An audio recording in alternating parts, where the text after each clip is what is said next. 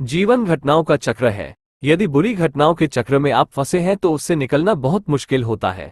यदि आपकी तोंद निकल गई है तो उसे अंदर करना उतना ही मुश्किल है जितना कि किसी संकट से बाहर निकलना। यदि आपको किसी भी प्रकार का रोग है, शोक है, धन का अभाव है या किसी भी प्रकार के संकट से आप घिरे हुए हैं तो हम आपको बताएंगे ऐसे 10 तरीके जिन पर अमल करके आप सुखमय जीवन बना सकते हैं। हमने यह आलेख हिंदू संतों की पुस्तकों से प्रेरित होकर लिखा है। 1. अच्छे वाक्यों की संख्या बढ़ाओ। आपके दिमाग में चाहे बुरे विचार आते हो, उसकी फिक्र करने की जरूरत नहीं। आप बस एक काम करें, वही ये कि सुबह उठते ही आप एक अच्छा विचार सोचें या एक अच्छा वाक्य खुद से बोलने के लिए तैयार रखें। जैसे कि आज मैं बहुत खुश हूं, आज मेरी मनोकामना पूर्ण होगी, या मैं बहुत अच्छे विचारों वाला व्यक्ति हूं। आप कोई सा भी सुविचार सोच सकते हैं। प्रतिदिन यदि आप सुबह उठते ही खुद से कोई अच्छा कमिटमेंट करते हैं तो यह अभ्यास आपके जीवन को बदलने के लिए कुछ दिनों बाद सक्रिय होने लगेगा। आपका मस्तिष्क ही आपका भविष्य निर्माण करता है। 2. नई आदतें बनाएं। अच्छी आदतों से अच्छा होता है और बुरी आदतों से बुरा। यदि आप में किसी भी प्रकार का नशा करने, गाली बकने, क्रोध करने, ईर्ष्या करने, अनावश्यक भोजन करने, किसी का अपमान करने या व्यंग्य करने या अन्य किसी भी प्रकार की गंदी आदतें हैं तो फिर आपका वर्तमान और भविष्य भी वैसा ही होगा।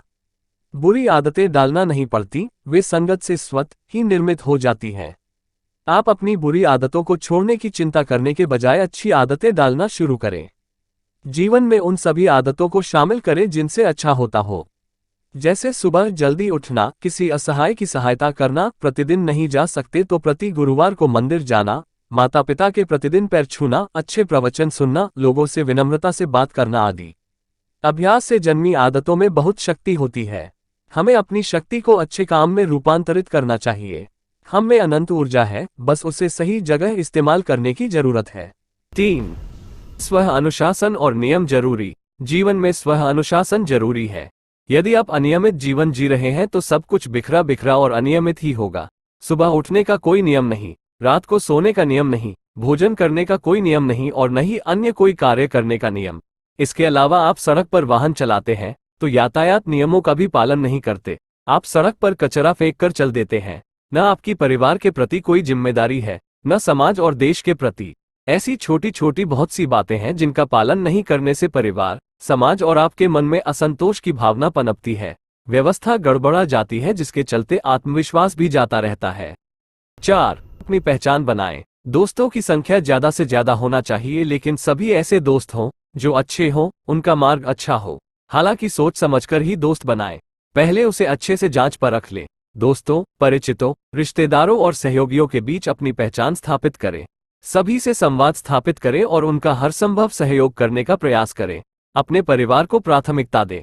परिवार के सदस्यों के प्रति पूर्ण समर्पण, प्यार और सहयोग से ही बदलेगा आपका जीवन। 5. शुद्ध और उत्तम आहार जरूरी। शारीरिक और मानसिक स्वास्थ्य के लिए बहुत जरूरी है आपके शरीर के हिसाब से उत्तम और रुचिकर आहार।